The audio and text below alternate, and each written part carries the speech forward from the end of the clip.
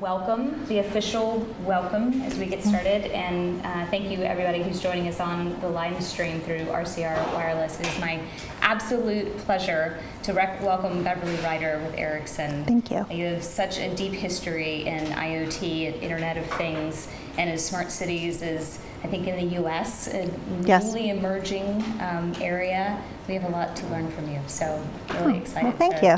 Hear what you have to say. Well, I'm excited. I'm interested to hear what people want to ask me too. Yeah, so nice. Well, first, tell us what you know most about you. Tell us a little bit about yourself and kind of what Ericsson is up to these days. I would say that I've taken a zigzag track through my life. It's definitely not a straight line. I started out as an attorney and started helping some of the people in a telecom perspective do their contracts, and I like the sales side of it and the technology side of it better than I like the attorney side of it, so I switched over. People say that I went from the dark side to the light side, so I'm now on the light side because I'm riding the light. I worked for Quest, which was then purchased by CenturyLink. Prior to that, it was US West for 12 and a half years, and I ran enterprise sales for them on a domestic basis. That time we didn't have a lot of international assets, and when they were purchased by CenturyLink, my husband and I, who was also an executive at Quest, decided that rather than going to work for CenturyLink, we would go out on our own. And I would say it's kind of an odd journey, but within the first 30 to 60 days, my husband had generated so many meetings to go to that even though I wasn't supposed to be part of that business, I became part of the business. And back then it was called M2M, and I just had an affinity for it. I loved M2M. I love anything that you can use technology to make you more efficient, to make you save money, to make life easier, or to make life more fun. So I have an emphasis on the fun, which I think we're losing in smart cities right now, but I'm going to talk about that later. Not for long. I hope not. And then just recently we sold our business, and so I found myself with nothing to do, and Ericsson had a great story about the network society and at the time it was 52 billion devices, and I decided that that was a ride I wanted to go on, and here I am, and that's what I do.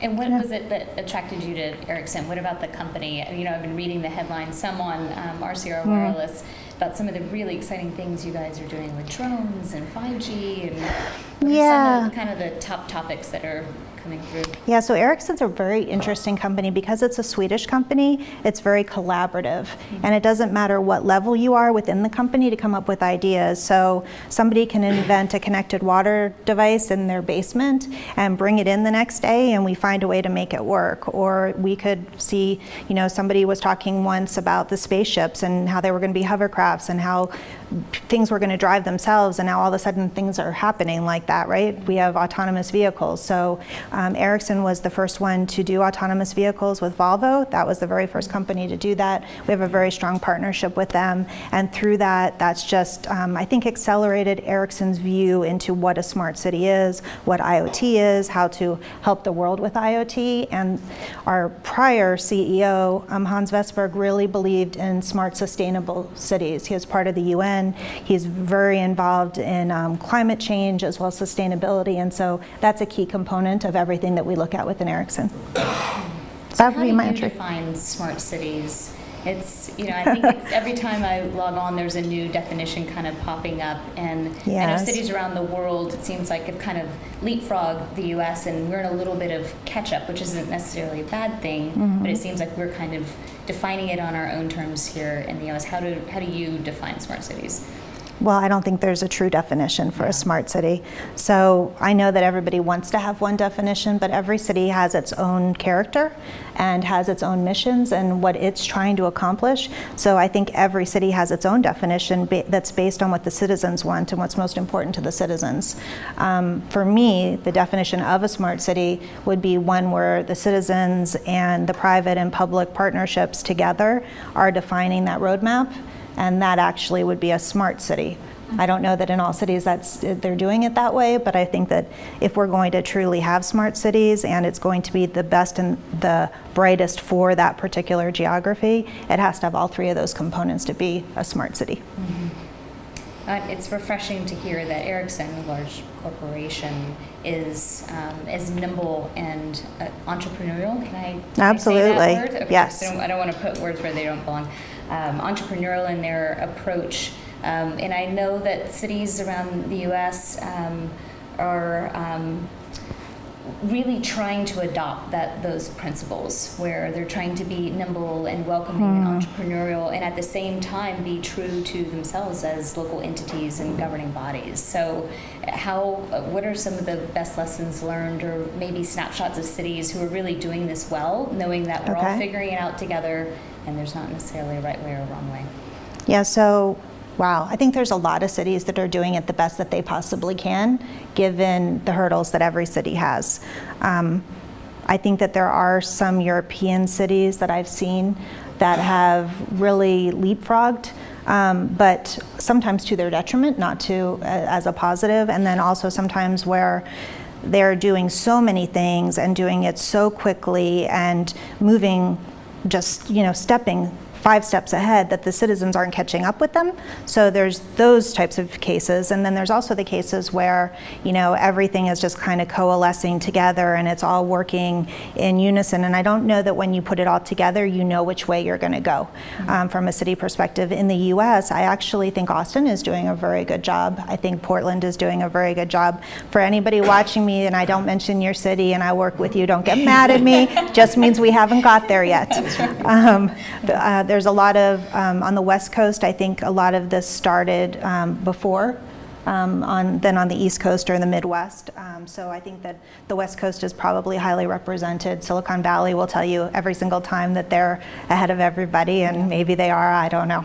And then on the East Coast, I see some cities that really have made market improvements year over year. Every year, if you took a baseline and then you just looked at how they were progressing, New York City has added a lot of different technologies into their downtown core. They've taken lanes out to put bikes in. They've done a lot of things that are really making a palpable difference. I see that in Boston as well. I'm starting to see that in Atlanta. I think Atlanta wants to move that direction. They're just so geographically dispersed, it's hard to do. And then I also see, I know it's my town, but I love Orlando, and so I'm always going to plug Orlando because I think that they're great as well. And then in the Midwest, of course, Dallas and Austin. So, and in 2 very, very different ways, both cities are pursuing that objective.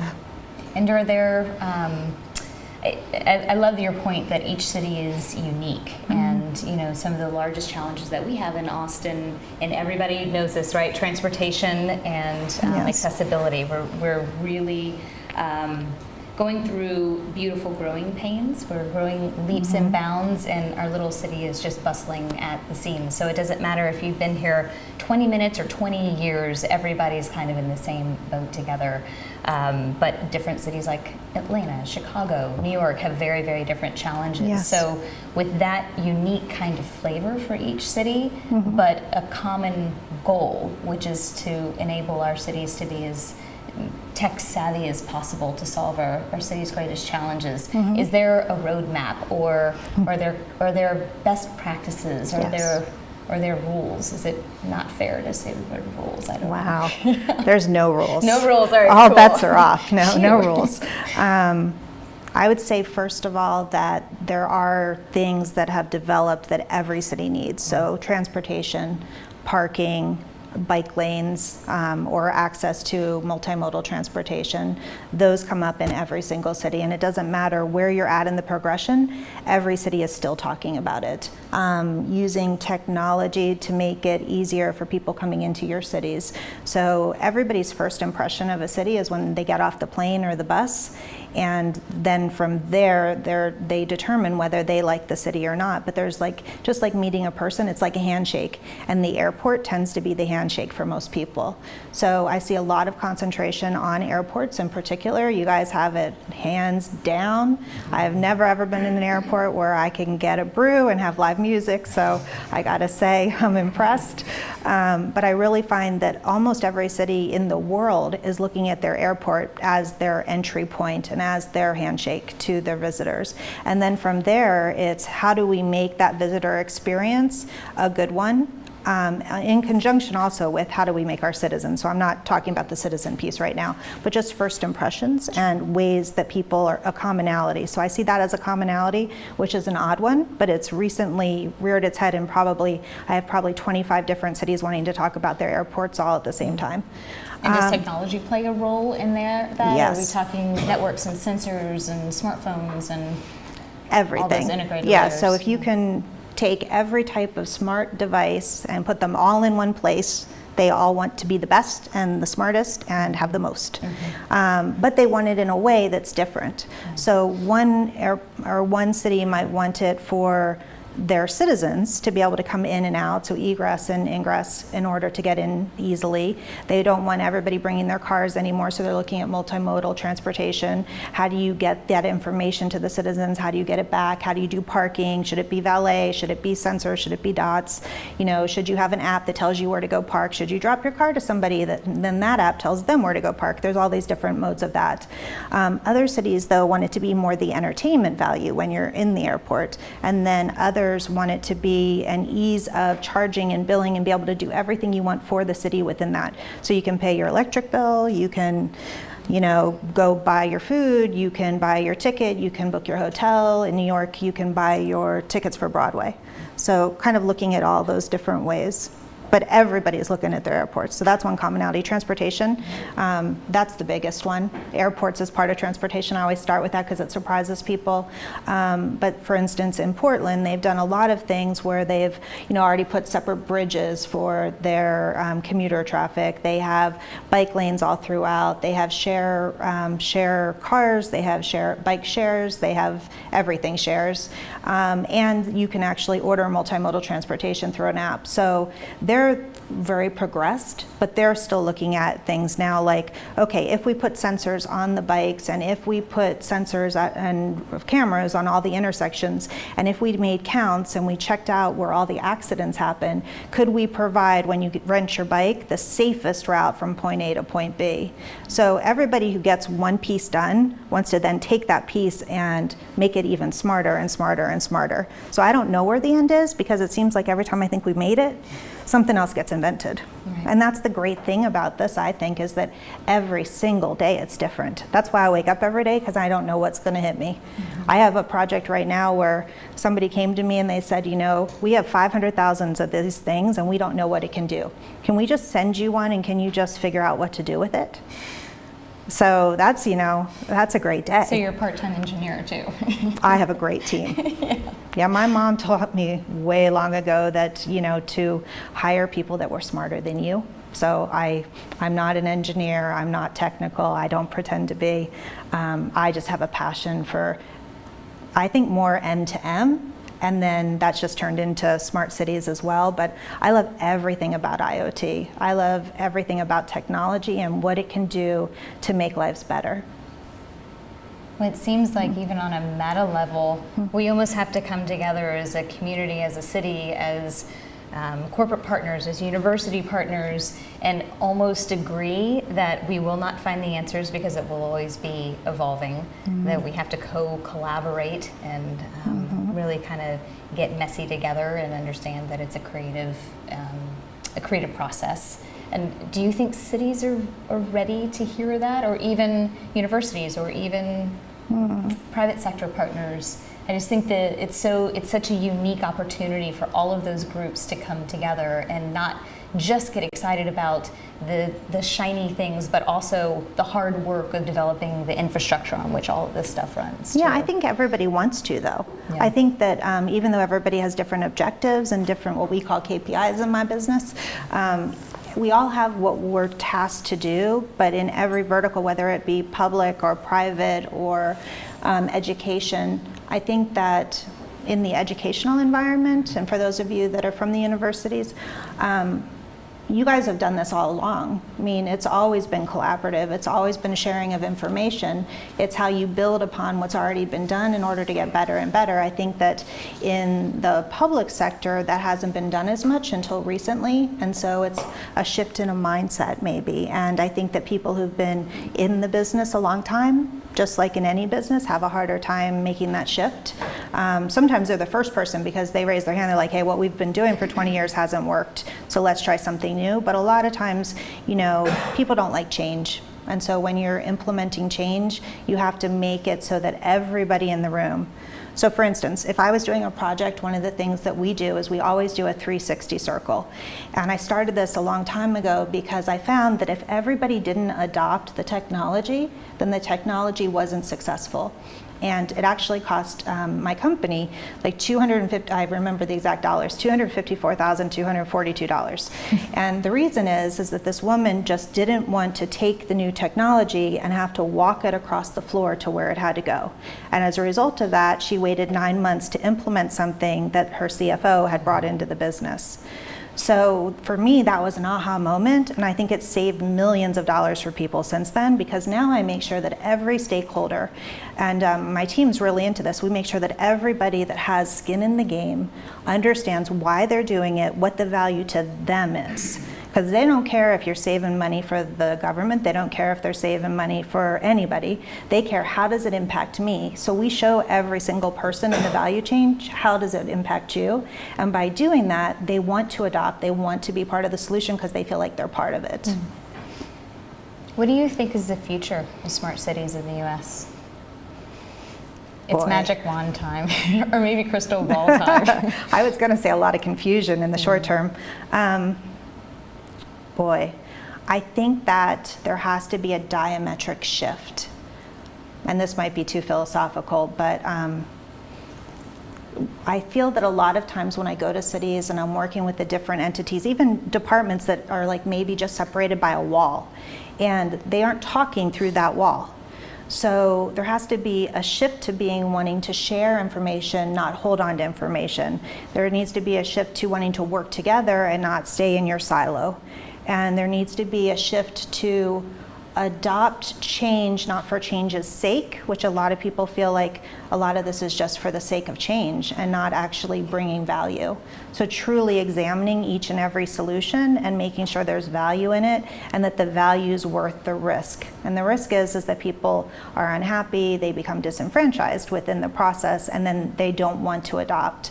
So I would say that's the biggest hurdle. Now, if I could wave my magic wand, I would implement. You can in this room. In this room, Let's I can. do it, yeah. That's kind of fun. There's some great examples of cities that I've been to that are doing some phenomenal things. And for me, one of the things that guides me in smart cities in particular and IoT is the ability to make change for the world and to guide where the world's going, whether it be in a sustainability realm, water, waste, and electricity and energy, they're important causes because they propel savings, they propel longevity, and they propel more resources in our spaces for longer. So I don't know that it's the be-all, end-all, but I do know that for me, that's a really important cause. And so when I'm looking at what I would love to see happen, if I could have the best of the best, I would take components of every single city and I would make a showcase of that. I would take, there's a fun to Austin, and you've done a lot of phenomenal things and you're way ahead of the curve. So I'm sure everybody in this room already knows you're ahead of the curve. If you don't, you're way ahead of the curve compared to most cities, but you've seemed to put fun into the process. And I think that in a lot of cities that's missing. So I saw a headline somewhere saying, why smart cities, why not, I can't remember the word now, it was like fun. Why not fun cities? Or why not happy cities? That was it. Why not happy cities? And I started thinking about that because I always think, why can't it also be fun? So I don't think it just has to be smart. I think it needs to be fun, it needs to be engaging, it needs to be all these other things in order to bring everybody into it. Technology doesn't have a warm feeling to it. It doesn't make people cry at the end of the day. It doesn't pull at your heartstrings. And the things that really get a group to come together and work together for a common purpose has something that pulls at your heartstrings. So if people can't find ways to bring everybody in, then it's always going to be these disparate projects instead of a full scope, holistic solution, which is what my ultimate smart city would be. That's such a great point. I mean, tech is almost invisible in our lifetime. We're only really noticing it when it doesn't work the way we absolutely want it to at our command and absolutely convenient.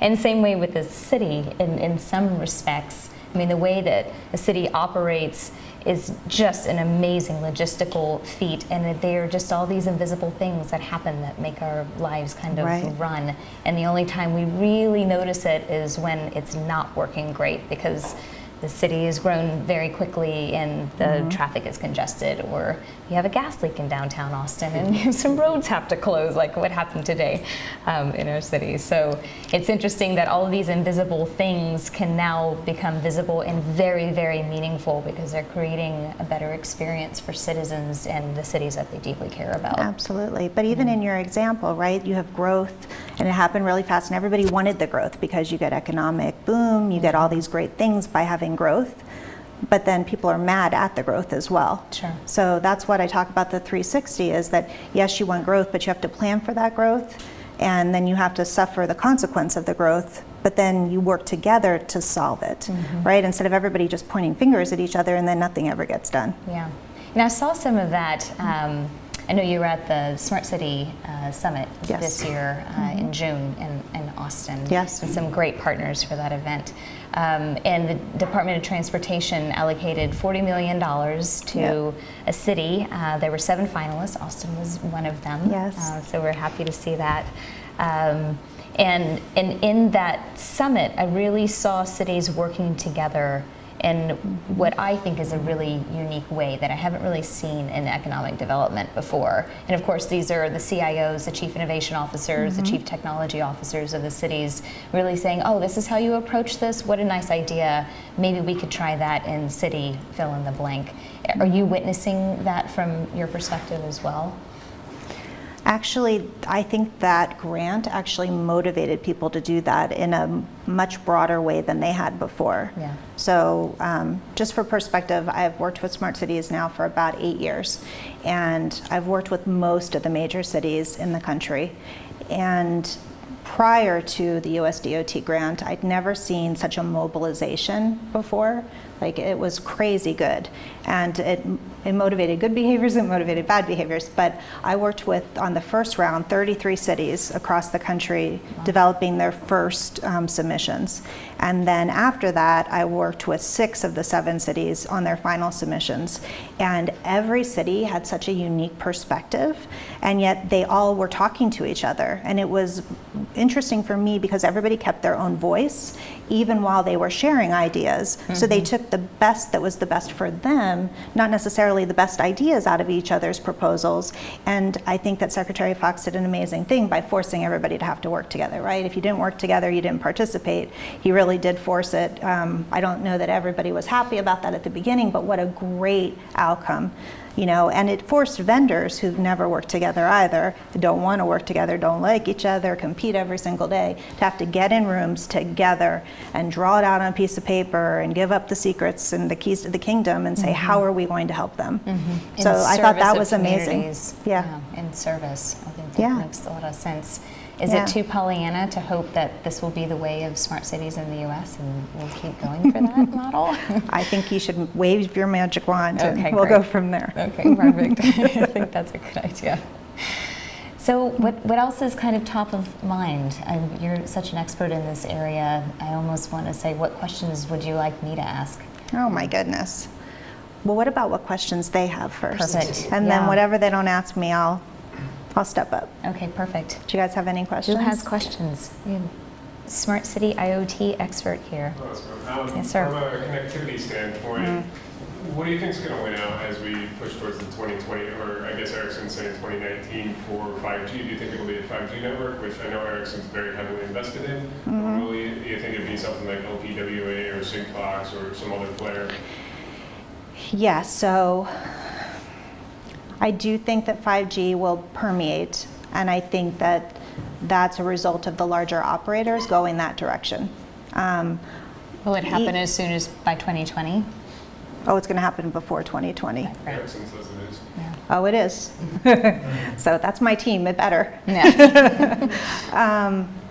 I think that it'll be a combination of all for different uses. It would be better for me if it wasn't all of them, but I do believe it will be all of them. I think that the signs of 5G and the fastness or the speed and the efficiency of the rollout is actually surprising to me. It was originally 2020, but there's now, been announcements of demos that are happening and proofs of concept today. Some of them are happening here in the city that we're working on. I do believe that you'll see some rollouts of all the precursors to 5G coming out. So.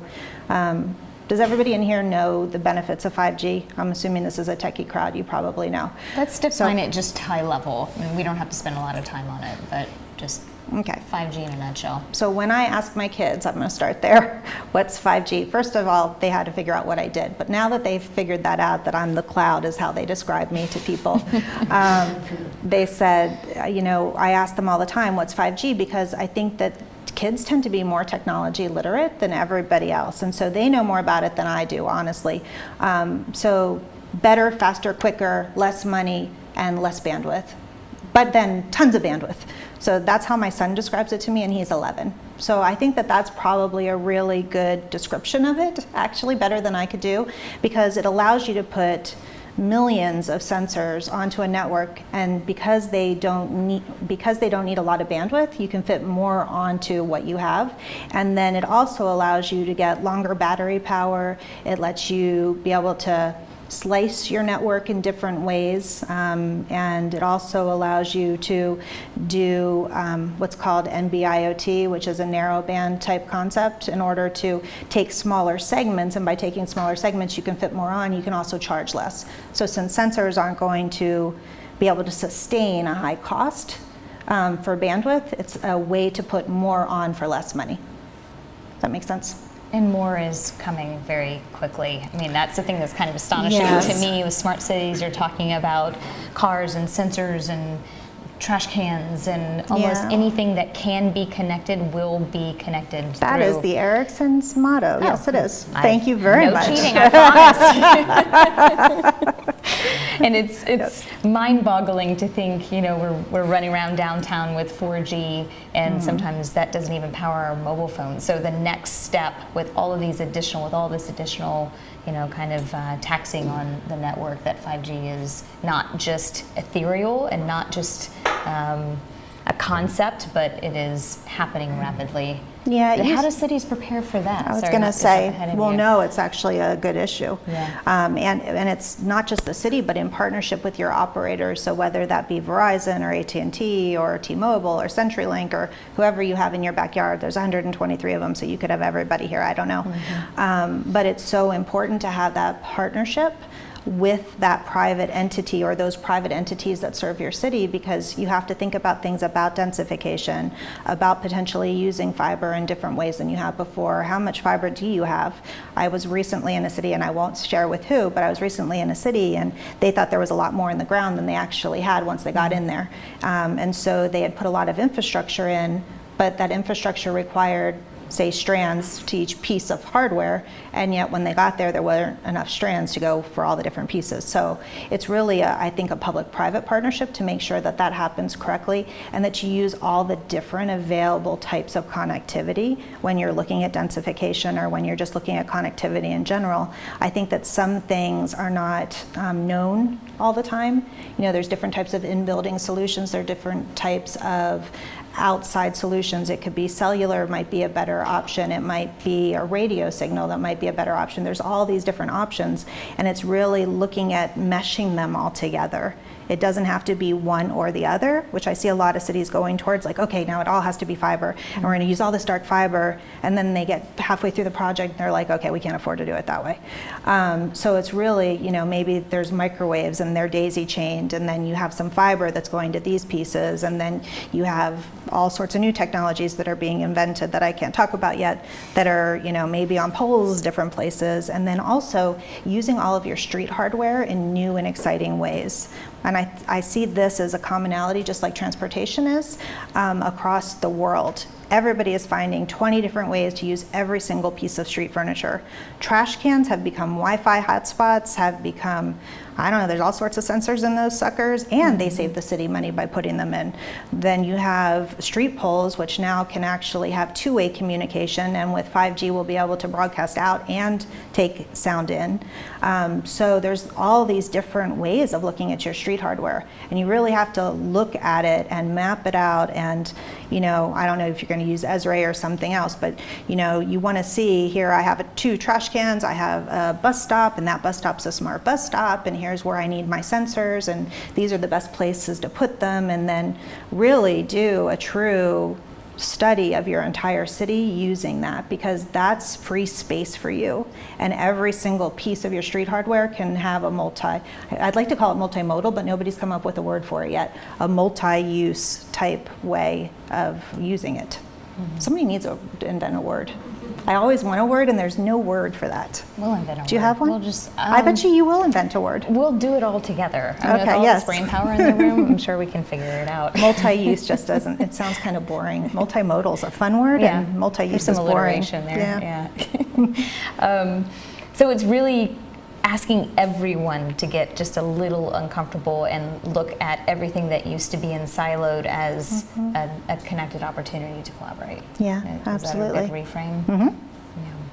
Yeah, it's fun though. I just think it's a great time, It's interesting, and it's no different than when I look around. Like, everybody has a different phone case, even though most people in the room have smartphones. That's a city, right? So everybody has different cores inside, and everybody decorates it the way they want it, but the whole basis of there is that phone is smart, right? And that's your city. So how do you want it to be decorated? What apps do you want to put on it?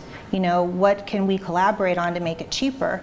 And one of the things that I wish cities would do, and I don't see them doing it enough, is collaborating on the stuff that's expensive. So, for instance, if you're talking about an operations center, almost every city has some sort of operations center. It might be for their fire, it might be for police, it might be for transportation. Some cities have like 10 different command centers for different topics. But I don't see the cities working together to invent these things and be able to then extrapolate them over 10 cities. And there's a lot of research and development. There's a lot of really smart people in every single city. And if they would just use their brain power together to come up with a solution, and then take that solution that they want to somebody like an Ericsson or my competitors or somebody else, one of the operators, what that would allow you to do is, there's a build cost, right? So whatever somebody decides and whatever somebody invents, there's going to be a build cost. And that build cost spread out across 10 cities, instead of us redoing it for every single city to make it unique for that particular city, would really reduce the overall cost. And when one of the cities, I don't know if it's this one, I don't remember who told me anymore, but they have 39 different systems. So if you could reduce those 39 systems into, say, 3, imagine just licensing costs, software costs, the manpower it takes to fix them when they break. It would really help each and every city. And that's something I just don't see the cities doing yet, and I hope that that's coming in the next wave and the next generation, is really how can we use economies of scale with the people that we go to for help, no matter who they are, in order to build it for less for each one of us. When it begs the question around standardization, I mean, it seems like, Yes. especially as a corporate partner, you're trying to do business with cities across the U.S. of all sizes, not just the 10 largest. And do you think that every city should make their own way? Should we look at a statewide solution? Should we look at regional solutions? What are your thoughts on that? It's kind of a hard one for me, because I don't really have an opinion, because I don't believe that anybody's opinion is going to come true because of the way our system is, right? So right now we have states that operate independently, and then we have cities within the state that have to follow some of the state rules, but not everything, right? So there's a lot of independence, and we're a country of independent thinkers. And we pride ourselves on our independence, and we pride ourselves on our communities. They're different than the next community. Especially in Texas. Right, just like we pride ourselves on our cars. I mean, I was talking to somebody earlier that, you know, your kids too, in Texas, which I'm a recent resident of Texas over the last year, I see these little 2-year-olds driving down the road in their little cars, and I'm like, wow, well that guy, he's gonna his whole life want a car, because when he was 2, that was his best thing ever. So, you know, we have these ideas, and I just, no. I don't see standardization. Right? So, but what I do think is going to happen is internationally, there's a lot of people trying to put standards together on disparate issues, but transportation, I believe, will come first. I think there'll be international standards. Then we, as a community of 50 states who get to make up our own minds, will decide if we want to opt in or opt out. Once, you know, let's say US DOT or somebody like that decides that or NIST wants to do it that way. So once one of those federal agencies adopt those standards, they'll get pushed out to the states, and then the states get to say yes or no. So I don't see that changing anytime soon unless our Constitution changes, which I'm not expecting to happen. But then I also think TSR, which is Together for Safer Roads, if you guys have heard about them, they also are driving for standards. So I think transportation probably will be the first thing where there's some level setting that happens. I don't know that we will be forced to do anything here in the US, but across Europe, I think they're all going to be told this is what you're going to do, and they'll standardize first. And eventually, if we see economies and reasons for doing so, then the states will buy in. Right. Yeah, questions? I have a question going back to, you were part of 6 of the submissions from those who applied for the grants, correct? Yes. Mm-hmm. Can you share with us what you saw that you felt were some of the best ideas that came through, just to give us a sense of what are not only our own city thinking, but what are some of those other cities focused on, and what were some of their best practices? Yeah, so most of the things that stood out for me were in the ladders of opportunity. So everybody spoke to the ladders of opportunity in each of the cities, and it was a little bit different in each city. But I saw some ideas regarding ways to have people be able to reach meaningful employment, meaningful health care. Those really stood out for me, and I actually think one of the ones that I'm thinking of was here. But the ability to get people who don't have access, and to make them involved in the community. It wasn't just, oh, we're going to give you something for nothing, which I think a lot of people have a problem with. It was more about, we're going to give you something that's going to enable you to be an active member of our community, and by doing so, you're going to then have pride in our community. And I'm pretty sure it was Austin's submission where it really got hit home. There was another city on the West Coast, and they did so I guess Portland, I guess I can say them straight out. And they had also similar ideas about that, as well as how do we enable people to be part of the community, to have gainful employment, to find housing. You know, in those particular scenarios, there's a lack of access to technology. And most things now are, you have to have technology to get them. There's lack of access to transportation for healthcare. So a lot of people would spend an entire day taking their parents, because multi-generational families in the same household. So instead of taking the car and taking your parent to the doctor and then coming home and then you missed an hour, it would take a whole day, because they would have to take their parent onto the bus to get to them to the doctor to get them home, and there's no sick time benefits for the jobs that they have. So they miss a day of employment. And what was said, and there was a big debate in one of the sessions I went to about, is that the right thing to do? Is that the right choice?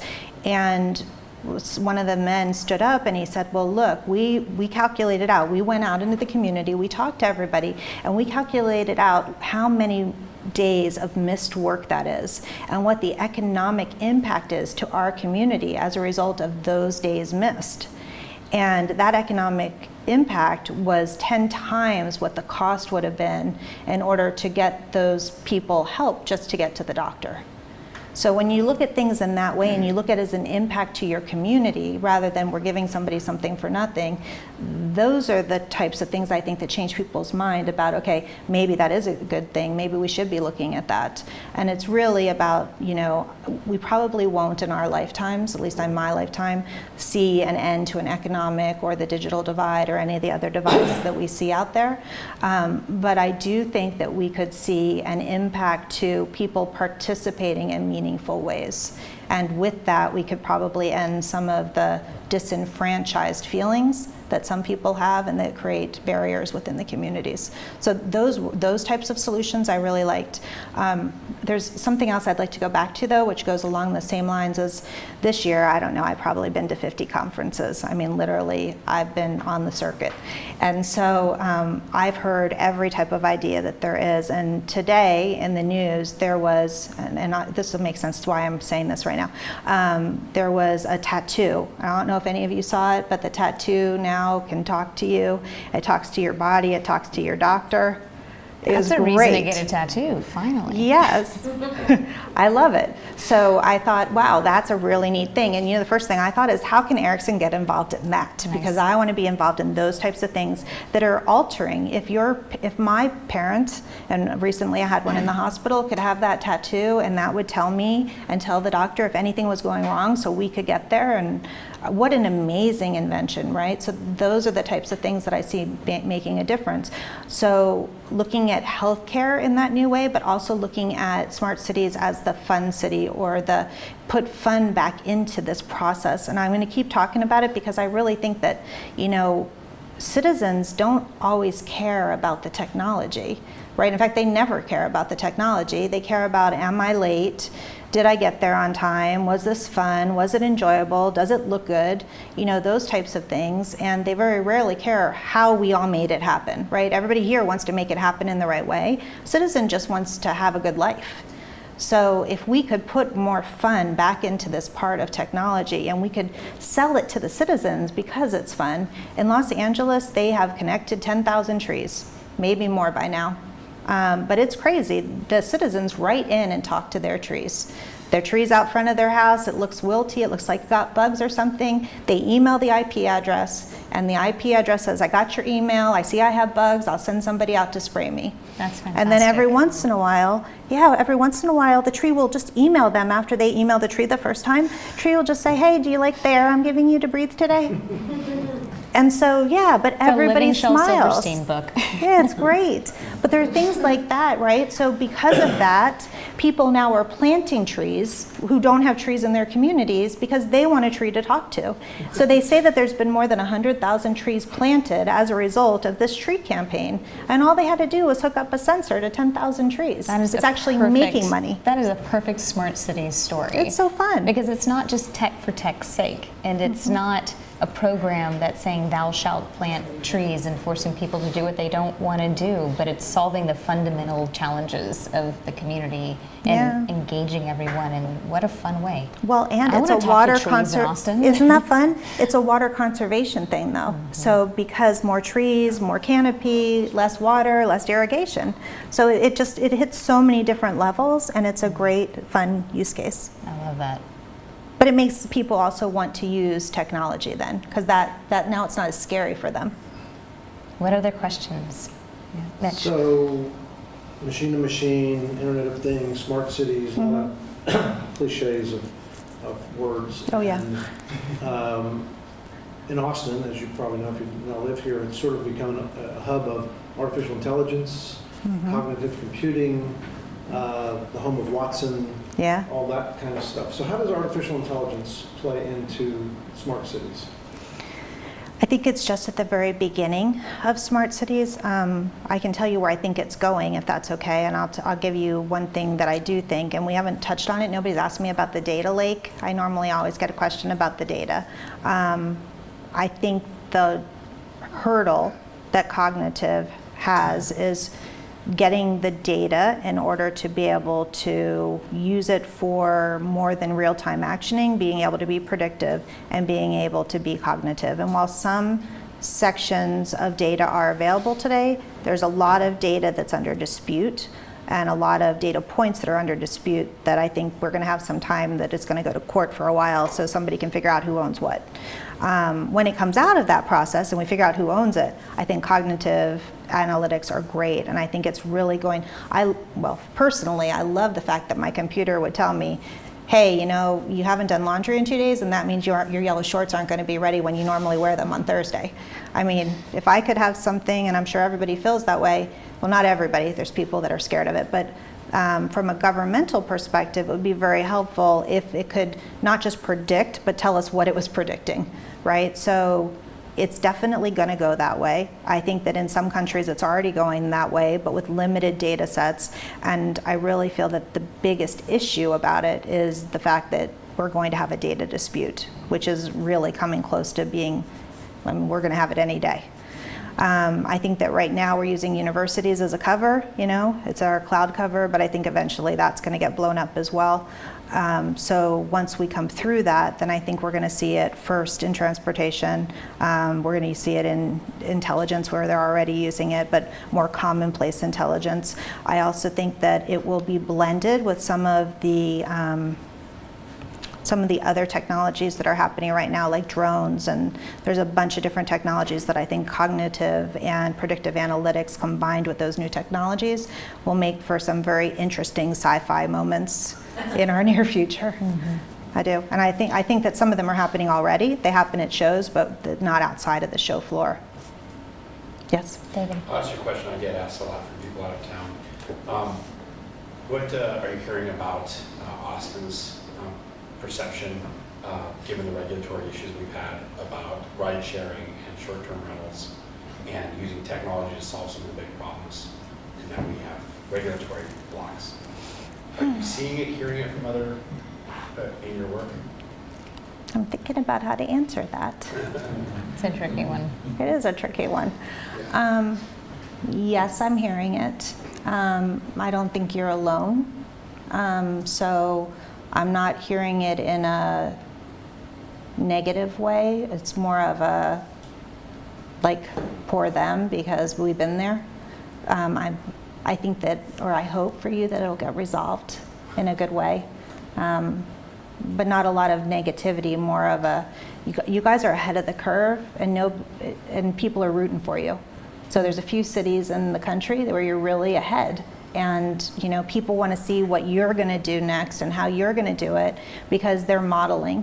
And you guys are just one of the ones people always talk about it. Because you live in the city, probably people don't talk to you about yourselves. But when I'm going around, people are always talking. I mean, there's a few cities and you guys are always talked about as ahead of the curve. So I hope that whatever things are in the way, that they get removed so that you guys are able to continue and stay there.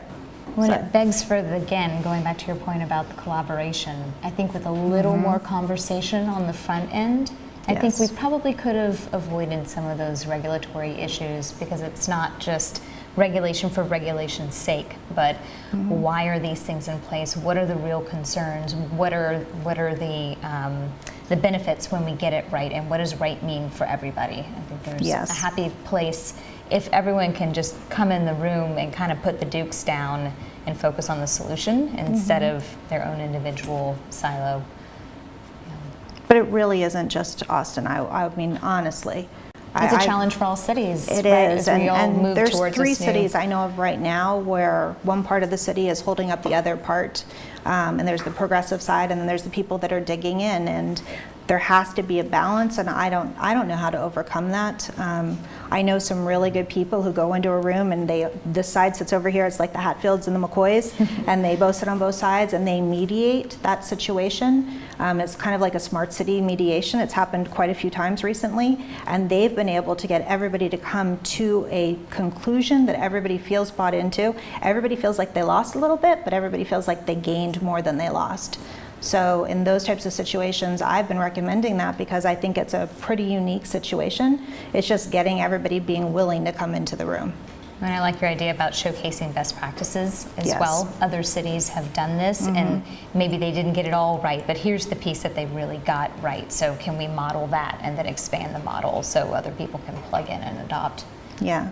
Well, so in my job, one of the things that we're looking at right now is how to showcase cities and have multiple cities showcased at the same time.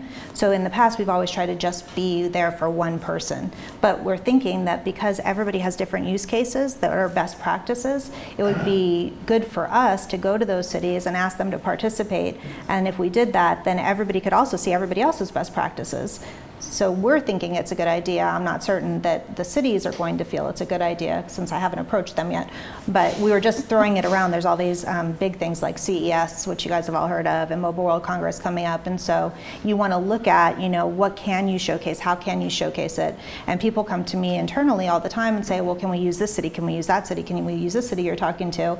But I think how great would it be if we had 4 cities that we could showcase all at the same time to really show end-to-end city life.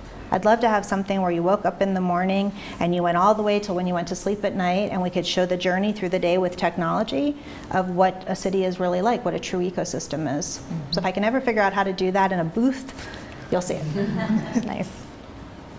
Any other questions? Can I ask about because you are coming from Ericsson and selling, of course, traditionally those equipments to the traditional operators more.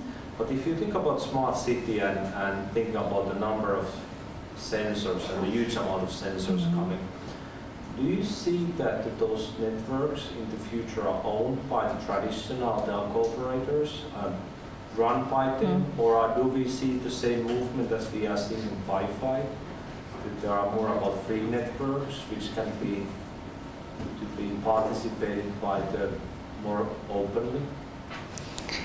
Well, I do work for Ericsson, so I would say that I'm hoping that it'll continue to go this way for a while. But I see 2 different things happening. I see that different types of network is coming into play. So today everything is a public network basically, and you buy your piece of this network. With the advent of 5G, there'll be ways of looking at that differently. And I think we've already seen some international examples where people have created their own networks. So it's traditional in a way because it's how an operator would be today, except for now they're their own operator, those businesses or those cities or whatever. But no matter what, everybody still needs to buy the same hardware or buy the same software or something in order to create it. We also see a lot of entities wanting to provide free for their citizens or for their workers or whatever. So basically doing some sort of, like, say you have a geofence, and within that geofence you have whatever type of network you have. So we see that happening as well, and a lot of requests for that. It's just that right now it's cost prohibitive for most people, unless you're a large, say, oil and gas company or a large, electricity company or those types of things. Or, there's a few other people that have done it, but it tends to be very specific for people that need like quality of service and those types of things in the network. I think over time you'll see more and more of that, which may also be good for Ericsson though. So anybody watching from Ericsson, I'm still promoting Ericsson. So I think you'll just need a lot more equipment in a smaller space though. Yeah, I think that if a little bit continuing, I see that it's certain kind of slowing down, that if operators get too greedy and they will not lower their subscription fees because currently the pricing would be too heavy to put the thousands of sensors if you don't get the price at the right level from the subscription point of view. Well, and that's one of the reasons that 5G is so good, because it'll give you a smaller piece and so the cost will be less. So that's an advantage for the operators who are going with 5G. So you can see why they'd want 5G to come faster rather than slower. Well, and I will tell you, they're pushing us really hard to make it as fast as possible. If I could have it today, they would be putting it up and live. Yeah, and in that way, everybody wins. I mean, some of those independent networks, they're difficult and expensive to build. They're difficult and expensive to maintain. And yes, I think it sounds good on paper until you get into it, and then all of a sudden it's a quagmire, and then you're stuck with this big. It would give me job security for a long time. Yeah. Okay, one last question. Anyone? I think we've solved all the big challenges in the room. That's great. Thank you so much. Oh, you're really welcome. Appreciate you sharing all of your insight and experience and your time and just making it here to Austin. Really Absolutely. appreciate you being here. Thanks, you guys. I really appreciate it. Yeah.